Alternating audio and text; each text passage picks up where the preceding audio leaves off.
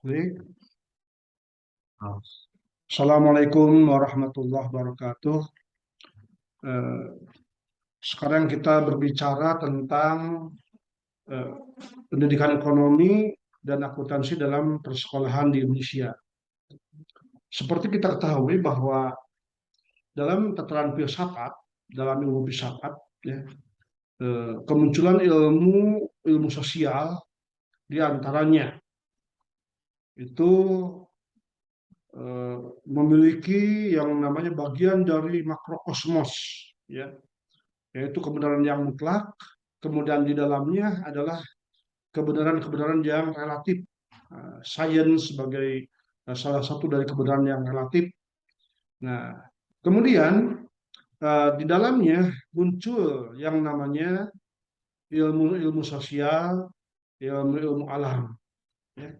Ilmu-ilmu sosial diidentifikasi, eh, ada psikologi, sosiologi, ilmu ekonomi, antropologi, geografi, dan ilmu-ilmu sosial yang lainnya. Seperti kita ketahui bahwa pendidikan atau ilmu pendidikan itu merupakan gabungan dari ilmu sosiologi dan antropologi. Dari gabungan inilah melahirkan namanya ilmu pendidikan. Nah, ya. Kemudian, sedangkan dari ilmu-ilmu sosial muncul beberapa di antaranya ya, ilmu murni seperti ilmu ekonomi. Nah, gabungan dari ilmu pendidikan dan ilmu ekonomi itulah yang kita kenal sebagai pendidikan ekonomi.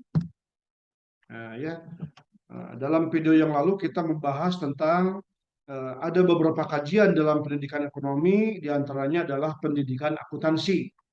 Dan di pendidikan akuntansi itu adalah bagian dari eh, pendidikan ekonomi, karena di dalamnya berbicara tentang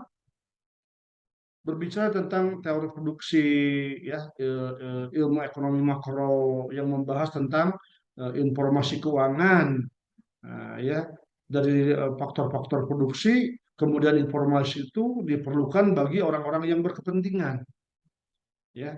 Jadi kalau kita identifikasi secara filosofis, masuk dalam kajian tataran yang namanya eh, ilmu-ilmu sosial, ya, melahirkan ilmu pendidikan, di mana ilmu pendidikan adalah gabungan dari sosiologi dan dari psikologi, ya, kemudian bergabung lagi dengan ilmu ekonomi. Nah, ya, sehingga muncullah yang namanya irisan pendidikan ekonomi. Dalam pembelajaran di SMA, pembelajaran ekonomi ini diantaranya membahas tentang akuntansi sebagai kajian bagaimana menginformasikan eh, faktor-faktor produksi, ya, baik usaha jasa, dagang maupun manufaktur yang diperlukan bagi orang-orang yang berkepentingan. Inilah yang kita kenal sebagai eh, filosofi dari pendidikan ekonomi akuntansi. Demikian, ya, supaya diperjelas. Terima kasih. Assalamualaikum warahmatullahi wabarakatuh.